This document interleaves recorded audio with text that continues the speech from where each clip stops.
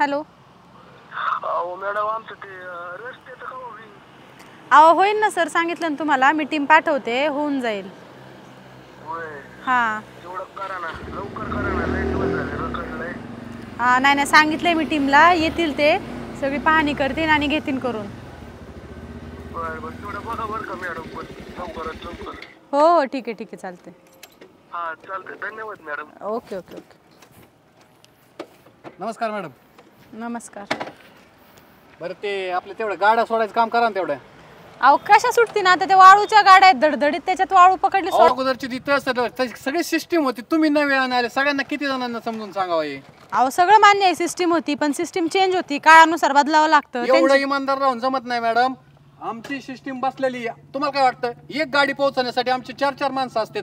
तुमची डिपार्टमेंटचं काम काय आहे? तुम्ही पकडली ना, 2 रुपयात काय असेल त्याची फाईन घ्यायचा, विषय संपून टाकायचा. मग सांगितलं ना तुम्हाला, 4 लाख रुपये फाईन भरा, गाडी घेऊन जा.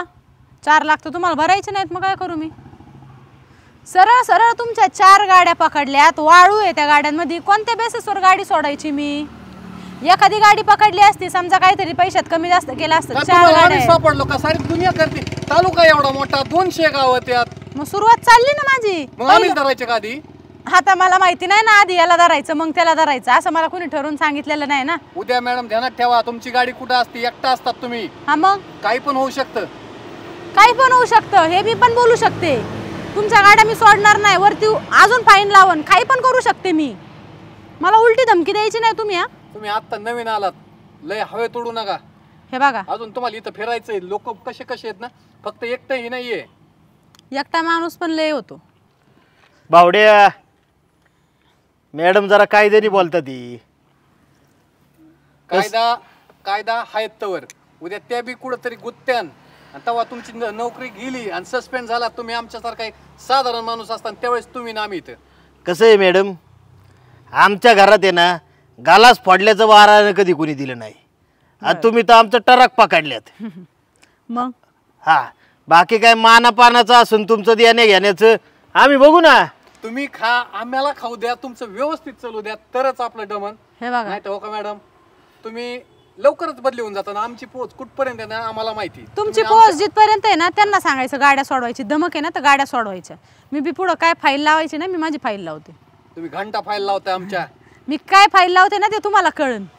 एक मी काय म्हणतो माहितीये का, तुमच्या हिमतीव दाखवतो वरून, नाही तुम्हाला फोन आले आणि मग तुम्ही नाही गाड्या सोडल्या तिथून पुढे. असे लय आले गेले, लय धमक्या दिल्यात तुम्हाला गोडीत इथून मागचं माग, इथून मागची नाही तर माग तुमच्या पोरं आहेत, ध्यानात ठेवा. माझ्या घरच्यांना मध्ये घेऊन धमकी द्यायची नाही, कळलं ना? काय असं माझ्यापर्यंत बोलायचं, घरच्यांपर्यंत जायचं नाही. मी तुमच्या घरच्यांजवळ गेले का? मी तुमच्या घरच्यांजवळ गेले का? तुमचा आणि माझा मॅटर आहे. मी तुमच्या घरच्यांना मध्ये घेतलं का? मला मध्ये घ्या, मला धरून बोला. घरचे मध्ये घ्यायचे नाही, स्पष्ट सांगते. आणि आता तर नाहीच गाड्या सोडत. काय करायची ना तुम्ही बी करा, काय वाकडी करायची ना करायची, बिंदास. एक काम करा तुम्ही, काय गाड्या तुमच्या इथंच पार्किंगला राहू द्या, आम्ही आमची वाळूची वाहतूक करतो आणि परत आणून लावतो तिथं. हा, ठेका घेतलाय तुमच्या गाड्या पार्किंगला लावून घ्यायचा. तुम्ही सरळ सरळ मॅडम शांततेत चालू द्या, तुमचं बी काम होतंय, आमचं बी होतंय. माझी एकच इच्छा आहे तेवढी, तुम्ही आमच्या गाड्या सोडा, तुमचं काय असेल ते व्यवस्थित. मॅडम हे बघा, थँक्यू.